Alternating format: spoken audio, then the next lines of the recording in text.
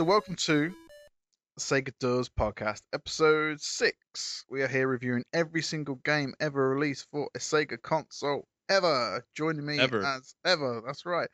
Joining me as usual, we have the NES Encyclopedia, soon to be the Sega Sorcerer, virtually to my left, as always. The Dylan Lee. Dylan Cornelius. That's Hello, good evening. He got as big a cheer as Brazil did last night. Oh, Woo! that hurts. Yeah, So how we've been. yeah. Okay. More games, More games. tons more games Tons to more talk games. about. We have obviously lots and lots of SG-1000 games to be talking about, but monumentous occasion, probably our first monumentous occasion we can stick a pin in. We are out today officially of 1983. Woohoo! Woo! Yes. It's party like it's 84. Yeah. 84. 84. And 84, random interjection. 84 had some of the least amount of games that Sega produced, I think. Yeah. In the last 35 years.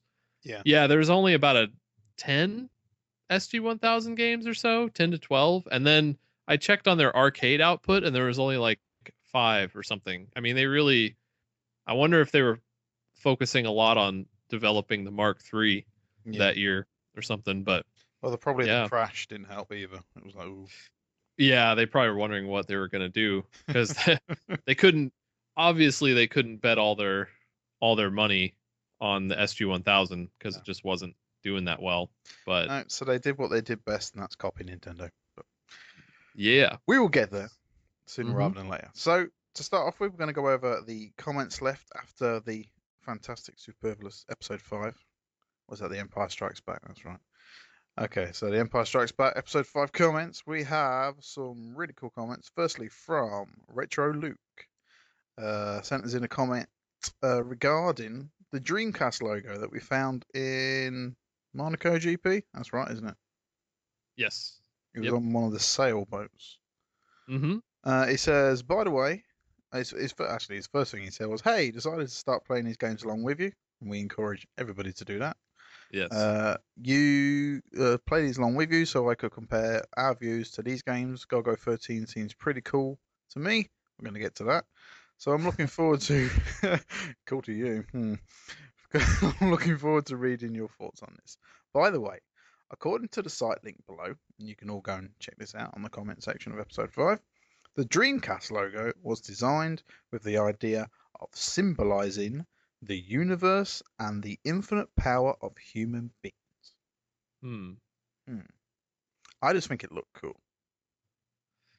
Yeah, I like what he says. That's some real modern art stuff right there, putting so much meaning into an orange swirl. Yeah. And everyone, who grew up around that time, like I remember the Dreamcast swirl, even though I didn't have much interaction with the Dreamcast, but that orange swirl has like lingered with me compared to some other logos over the years, you know? The really interesting thing is it wasn't orange in Europe. Oh? What color come on, you don't know. You know this, surely. Blue? It was blue. Okay, I did know that. Good. Yeah, everything Dreamcast in Europe is blue. And the reason for that, I think I read somewhere, is there was a German,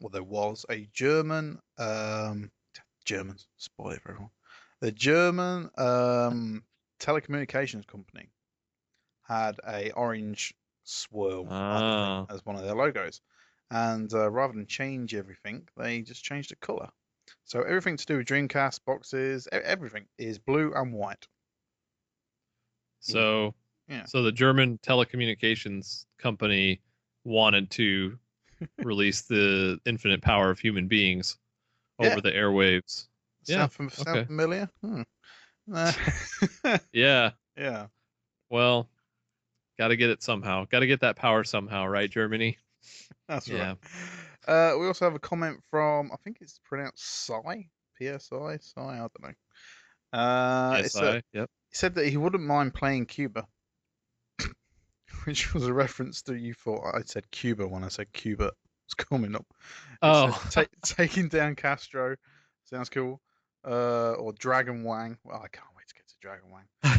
He says He's really been enjoying the podcast. Keep it up. Good job. P.S. Soccer in Japanese equals soccer, not football. Soccer. Yeah. Soccer. So it is soccer. I was right. Okay. And That's good to know. we also have some comments, and you'd like to mention a man. I assume it's a man. I hope it's a man. One man. One man. Sean697. That's right. Who gives the most insightful, detailed comments. And I can't and I can't even I'm reading his comment now I read it before, but I'm rereading it, and I don't even know, I can't even, it's like reading another language with analog circuits and logic gates but you are very knowledgeable, my friend, and you know exactly where to get all this stuff. So yeah. I applaud you. I'm not going to read your whole comment because it's very long, but there's some useful YouTube videos embedded as well, which are quite cool. Yeah. Regarding they are very cool. Monaco GP, which is quite smart. Yeah, and boy, it looks so much better than the SG-1000. Not that surprises me, but I just yeah. Yeah. But yeah, thank you for your comment as well, sir. That's right. And remember, anybody who comments on the comment section or sends us a tweet or email or anything like that, we'll read them out, we'll check them out. Something interesting, we'll mention it. So keep it up and play along. So today we have some games. We're going to go through Qbert, Guzzler, Space Mountain, Golgo 13. How do you say that? Golgo? Golgo? Golgo. Okay. Yeah. Golgo 13.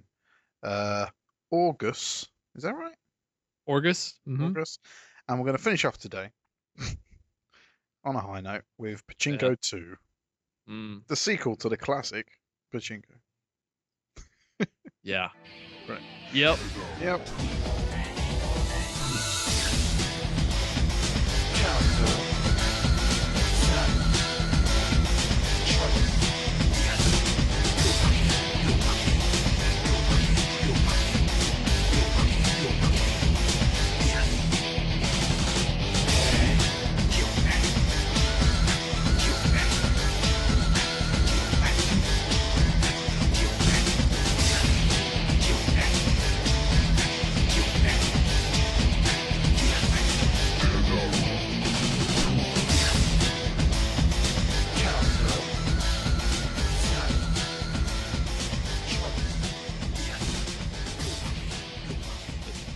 So, why don't you kick us off with the first 3 games? We can't talk about them all together. We have Qbert, Guzzler, and Space Mountain. Now, what is significant about those, Dylan?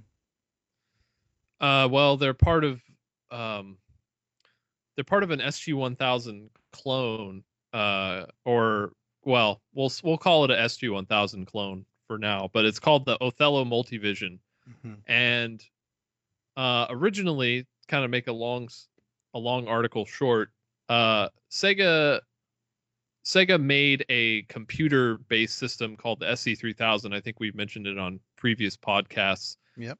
They made this computer alongside the SG-1000, and the cartridges, SG-1000 cartridges were, and SC3000 cards were basically compatible with one another, so you could switch them out. But the SC3000, Sega wanted that to become an industry standard. So they developed it with the intent of allowing other manufacturers to utilize their hardware. And one of them was a company named Tsukuda Original. And they made the Othello Multivision, which had the distinction of having its own games. So, most of the time when companies clone a system, they just are designed to run the games that are coming out for the system, and that's it. Yeah. But Tsukuda Original went above and beyond and developed some of their own. I think it's about 7 or 8 games, and 3 of them came out in '83. That's Qbert, Guzzler, and Space Mountain that we're going to talk about right now. Qbert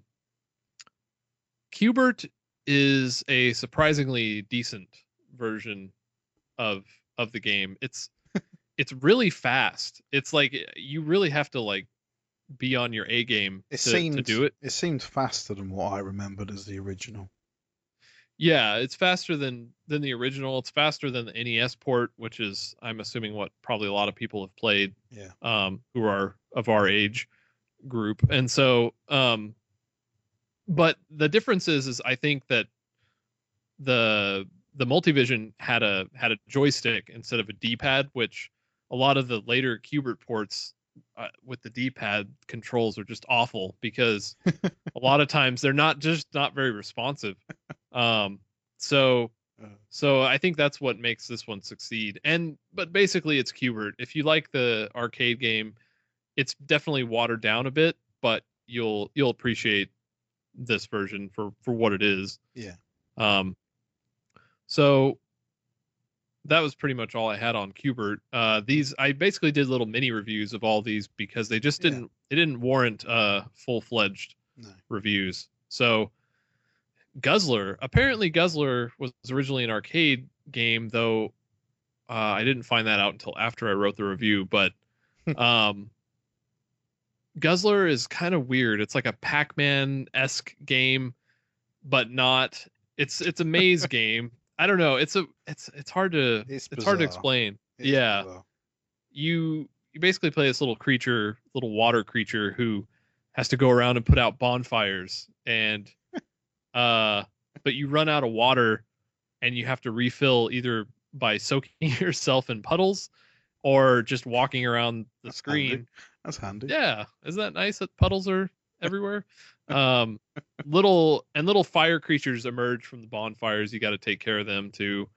Uh, it, it's just it's okay, but there's just not very much content. Um, I think I said, yeah, 3 levels and the game repeats, which is fine if it was fun. Like Pac-Man is addicting still to this day, Mhm. but Guzzler leaves a lot to be desired in terms of that. The level design isn't that interesting. So I mean, it's a neat concept, but there's just not enough content to keep you coming back. Mm. And then finally, Space Mountain is, I don't even know.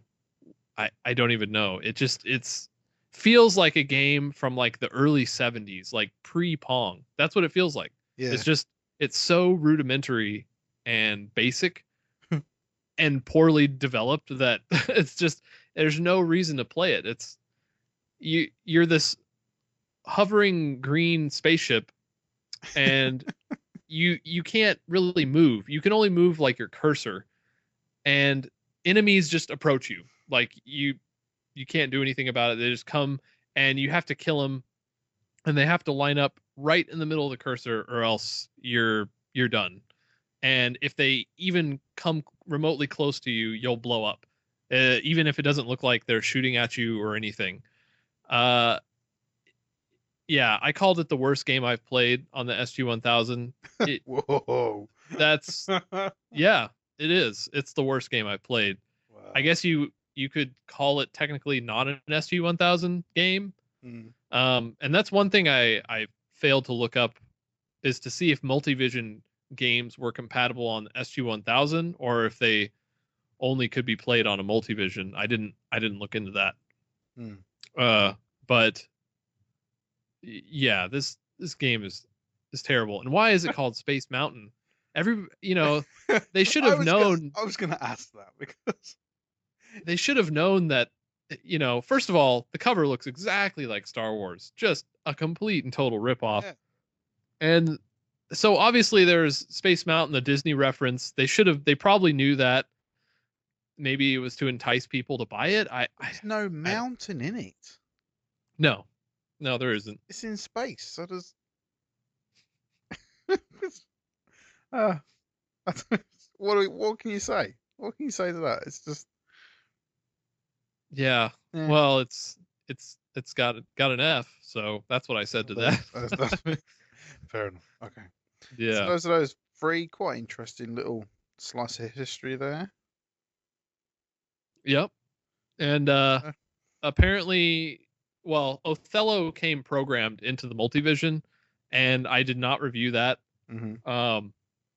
But user Fiery Rain told me to seek out the BIOS for the Multivision, and I have yet to do that, but I do plan to do that in the future. So wanted to mention that. Yeah. BIOS hunt starts now. Yes. Okay. So next we actually have a game.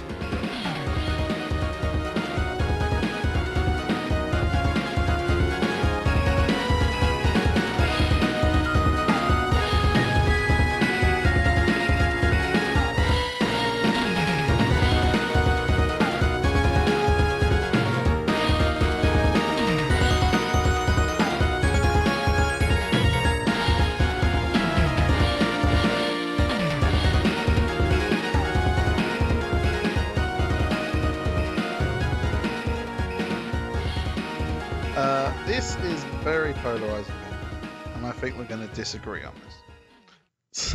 So, we're going to talk about Golgo 13. Yep. Golgo. Now, is this based on a manga? I hear you crying. Yeah, one of the most popular ever in Now, Japan. do you know anything about it? 'Cause I know nothing about it. He's an assassin. Right. Golgo 13. Has he got also a problem known as, with trains? apparently. He probably has a problem with the person in the train. What, the person that runs away, you mean? No, I don't know about that. See, I was trying to figure that out. Like, is he helping people like get out of the train? Yeah, this is one of the. Yeah, okay, we'll get there. Right, We'll get there. we'll get there. So, oh Christ! All right, Golgo 13. How would you describe it? Is it on-rail shooter? Is it sides? I don't know how to describe it. It definitely defies common genres. So you play a sniper, or you play an assassin named Duke Togo, and when the game starts, you're already in a car. Yep. And the car is driving alongside both regular road traffic and a train. And two trains, actually. Two trains. Two different trains. Yep. And you have to shoot out the windows of the furthest train to the back. That's right. So the furthest train's like a passenger train, and the nearest train's like a cargo train. With some of the carriages have got cargo, some haven't. So you've got to like time your shots to go in between the cargo and also the cars or whatever's coming along the road. Yep. And you have a fairly accurate cursor. I will say that. You don't say. That is one of the biggest problems I had. That I believe you have a fairly accurate cursor, but the reason I believe that is because you can line up your cursor with the train at the back, and even if the other train will get in the way and kind of, it'll look like it goes off balance, but then once the cargo train levels out, it goes right back to where it was. On the passenger train, which I found pretty stellar. But tell me what issues did you have with the cursor? Start off with, I don't know what I'm doing, because obviously you can the only thing you can like interact with and shoot is the windows on this far away passenger train, right? Now the windows are white, and when you shoot them they go black, so you know you shot them.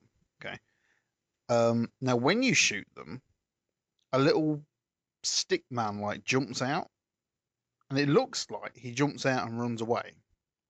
Yeah. So he's like got away. Now you can interpret that in many ways. You can interpret that as he shot it and he got away because he's trying to get away from somebody in the carriage, or like the carriage is out of control and you shot the window so he can get out, or I don't know, maybe you're trying to shoot him, you hit the window, but then he runs away. I don't know why you're shooting the windows on the train. No, you're a really good sniper. That's but why would you shoot windows? Surely this guy like doesn't get paid money to like, right, we're going to demolish this building. So we need to take the windows out. So let's go get the assassin guy. Let's go get him to take the windows out, and then we ain't got to take the windows out. You can just shoot them out. It's 100,000 yen per window. Yeah. That's his rate. Yeah. I don't get it. You know, I don't either. No. But that was not the premise is not my issue with the game No. personally. Well, me neither. But that's just the first start, right? Another thing is the scrolling. Okay, there is a lot of things going on this one screen. Okay, it's graphically impressive. It is. We gotta very both impressive. admit that. Yeah, but okay, right. The scrolling of the car, the fence that the car's nearest, and the cars on the road is really good. Really, 60 frames, perfectly smooth. Everything else scrolls like crap. Hmm. And I don't know why. This is another thing that we've encountered on other SG-1000 games. Some games can get scrolling perfect. It's like it's built into the chip. You know, it just works. And then other games just can't do it. It's like 2 frames a second. I don't know why. It ruins the game. If it was all silky smooth like Starjacker or something, it'd be so much easier to line your shots up. It'd be so much easier to play. This is giving Sega a lot of credit now, so hear me out. But do you think the scrolling on the trains is choppier because they were trying to represent how like car traffic moves at different pace than I think I know why they were choppy. It's because the 2 trains you can interact with. Okay, you can hit the windows out, so there's hitboxes. Okay, and also the other trains you can hit them and the bullets bounce back and take your car out, which I hate. the two layers that like struggle, shall we say? Yeah. Have interactive elements, and I think that's what it is. Basically, every time it's moving those, it's got to move that sprite, that layer, and the hitbox with it.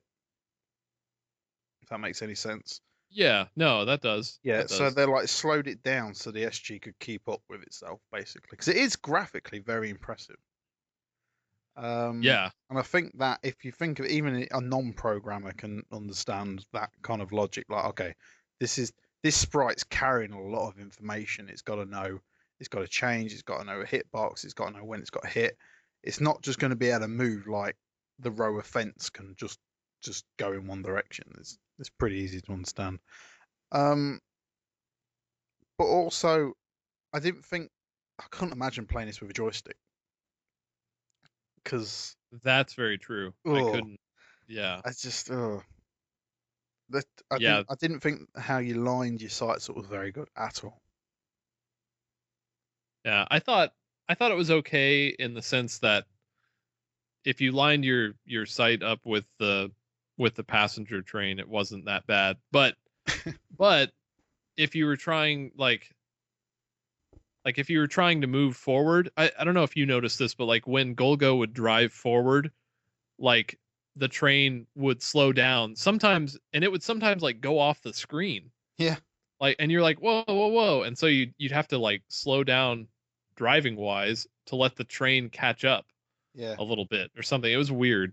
I think that's to stop you, because I tried to fudge it. Okay. All these games I try and break somewhere, right? Yeah. I drove all the way to the far right, and I thought, right, these windows they don't move up and down, just going left and right. So if I drive all the way to the right, hold down right, okay, and leave my cursor where it is, when the window comes past, I can just shoot it out. Just keep hammering the fire, and it will just take them out. But you can't do that. You have to drive, otherwise the train won't move. Right. So I think that's actually a gameplay thing. Otherwise, if you could just hold the car to the right, the game's broken. Yeah, the train just come along and you just press the button and it shoots the windows out. It's broken. You have to. Part of the skill of the game is shooting the windows out, and part of the skill of the game is lining your shot up with the car. That makes sense. Yeah. So I tried to break you, Golgo 13. You wouldn't break. But yeah, so that's it. Did you get very far? I got to level 6, I want to say, level Wow, 5. Um more patience than me. round 5, excuse me. My issue with the game is how stressful it was. There's a time limit. It's a very, very close time limit. Oh It's not yeah, like you get a lot of time. how could I forget Uh, about yeah. Uh, that? I understand that was probably the goal, was to be stressful, but that's not why I like to play games, and especially these old arcade games. Uh, I appreciate I appreciate what Golgo 13 is trying to do. And one thing I mentioned in the review that I will re-mention here is that it's pretty impressive that Sega got this license. Uh, I know it's 1984. I know licenses are probably easier to acquire back then, but You don't say. yeah, well, compared to now. Uh, But but at the same time, I mean, this is it's a huge get for them because they don't have some of the bigger name no, games that like Nintendo did, no, you they don't know? have the Donkey Kongs. They don't have the Mario Brothers arcade. They don't have any of that really, do they? So, So they had to, had to take what they could get, which, which was this? props to them for trying to do what they could with Golgo 13. Mm, Uh but it's just it's it's not it's not my favorite thing. no, you gave it a C, so Yeah. that kind of says it all. Okay, we talked about that for quite a while. God, Yeah, that's enough. that's enough. Next we have Orguss.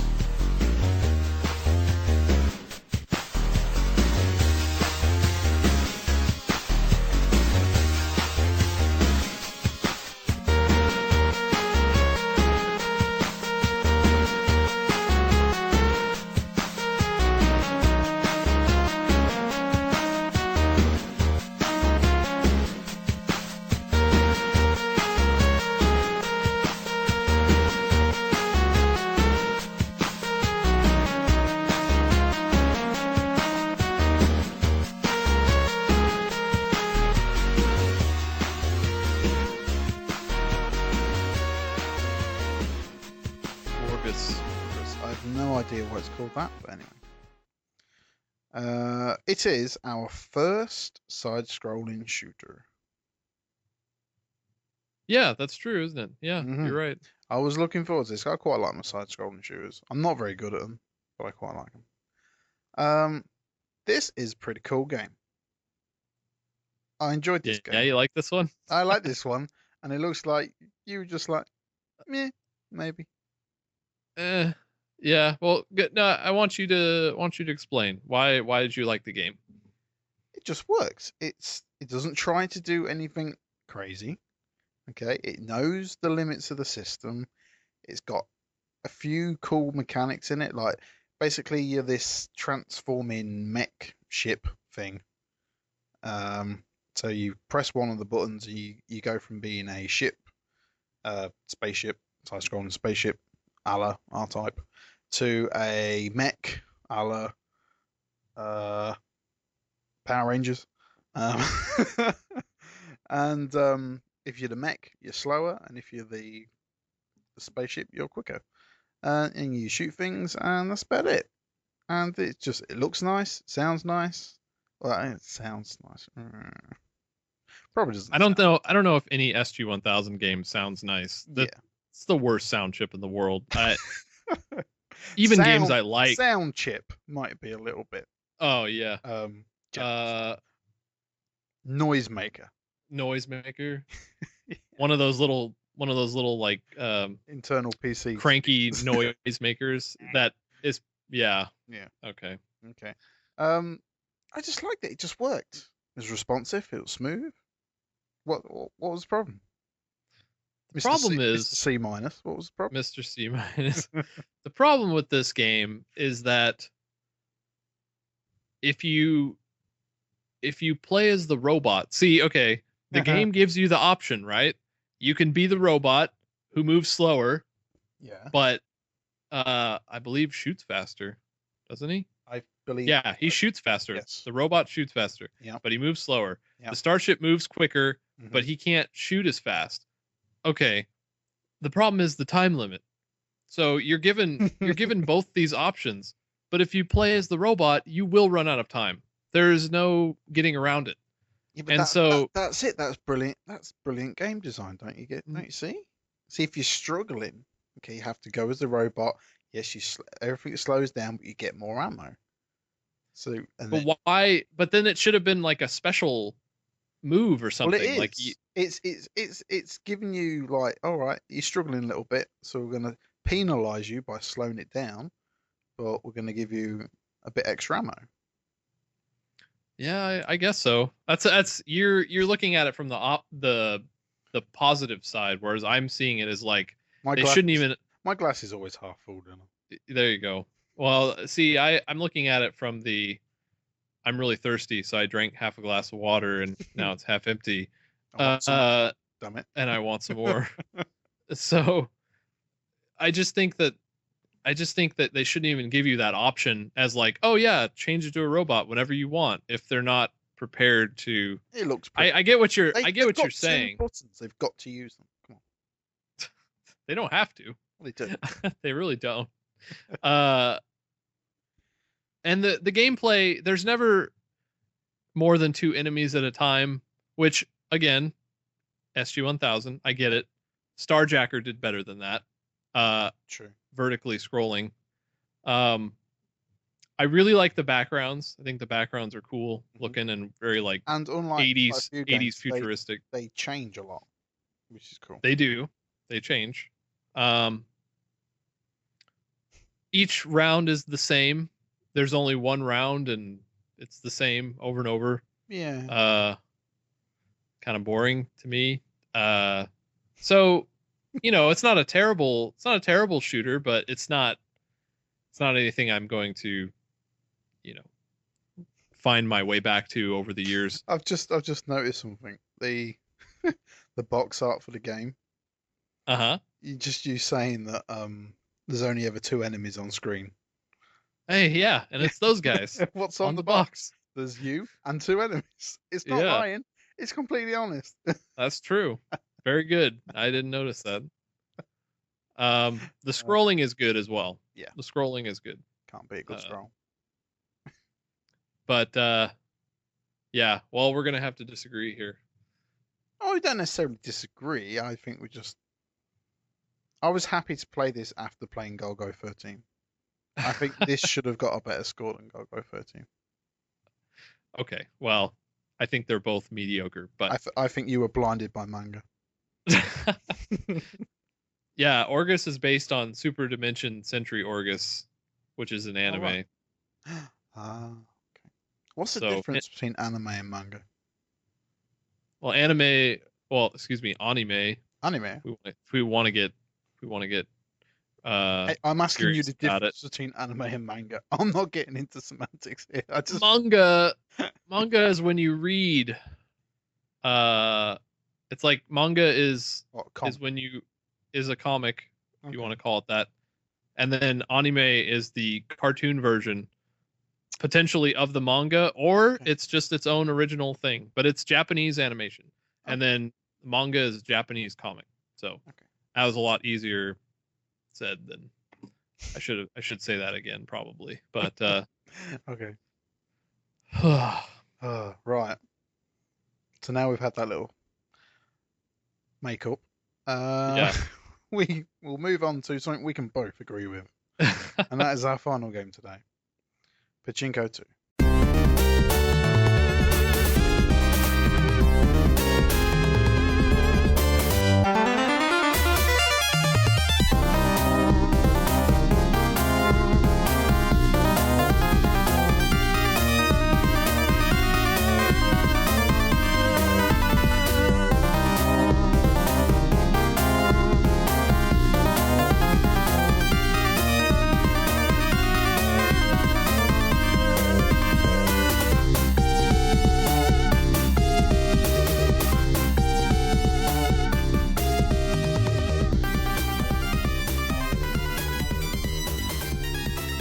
Pachinko 2. the sequel that defies Never needed to be logic. made. And yeah, you know, it cracks me up because Pachinko was released and it was terrible. Okay, but Well, no, you can't say that. I can't. I No, can. I just did. no, the problem is it's not terrible. It's a pachinko machine. It works.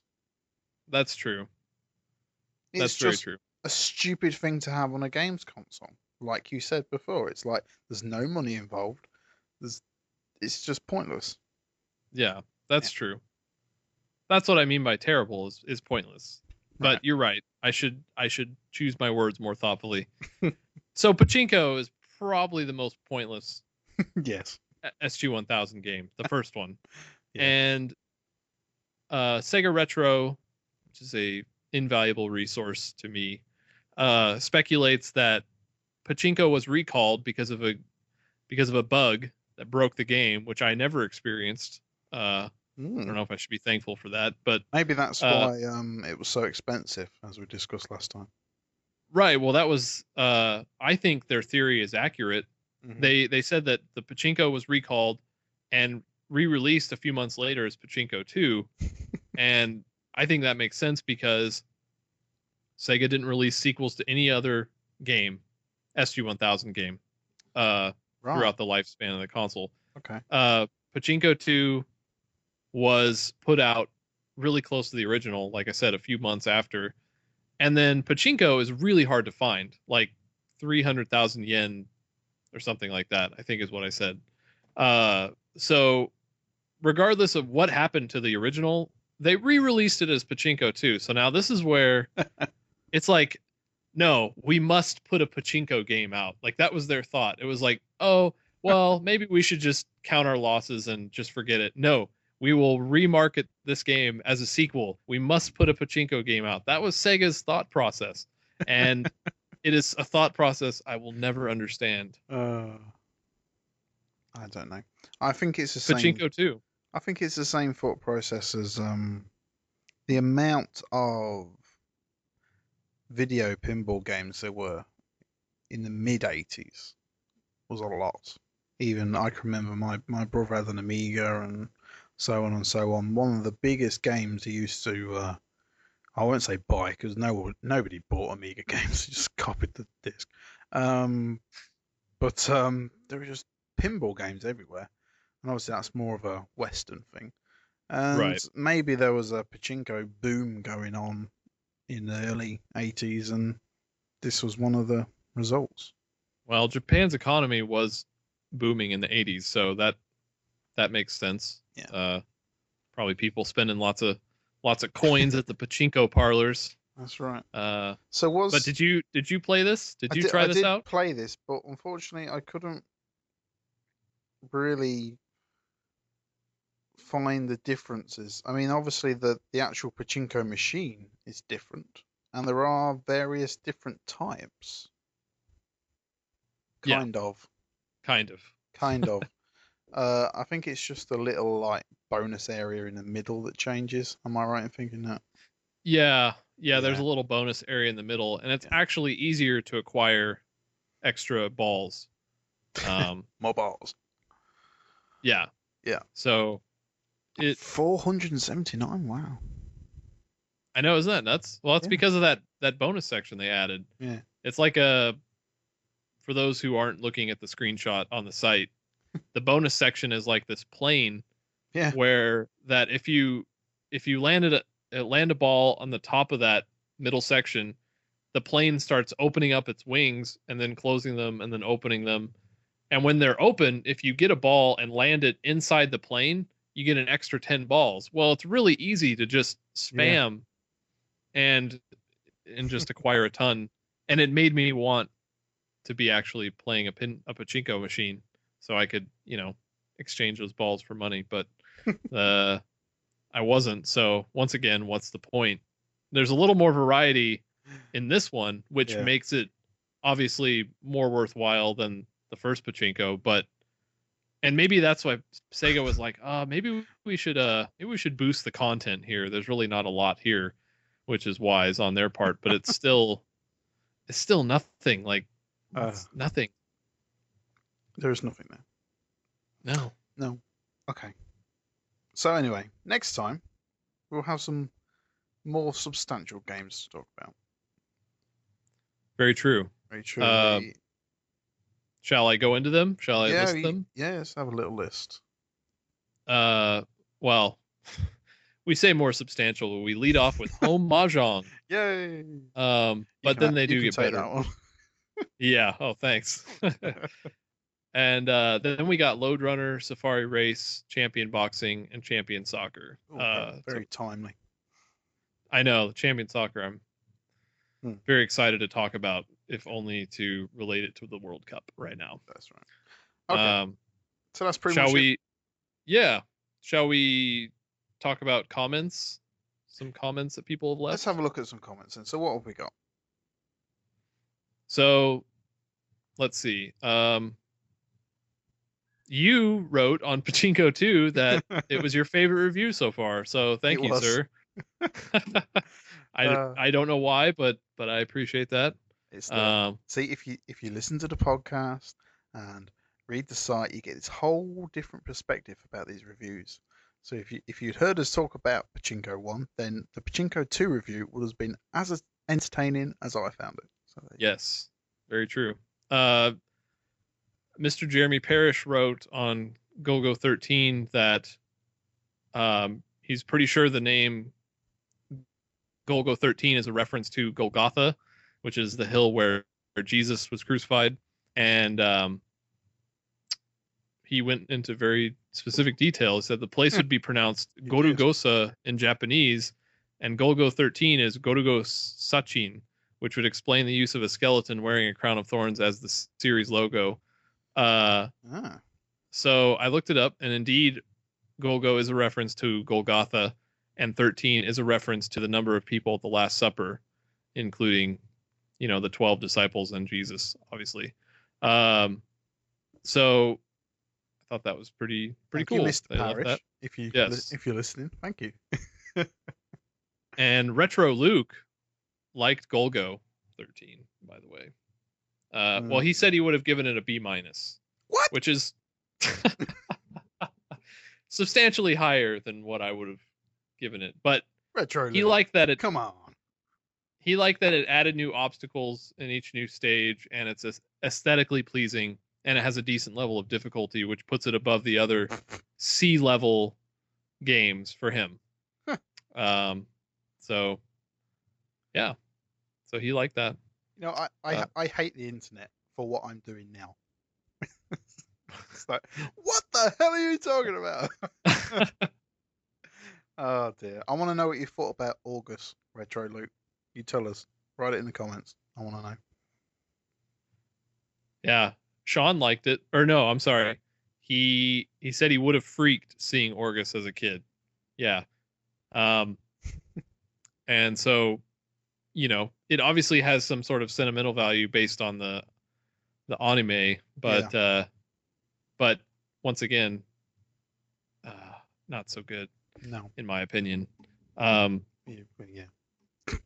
All right, so there we go. That's pretty much it. So that's a few comments. Thank you for those. Keep them coming, and we will see you next time on episode 7. So say goodbye, Dylan. Bye, Dylan. Sega.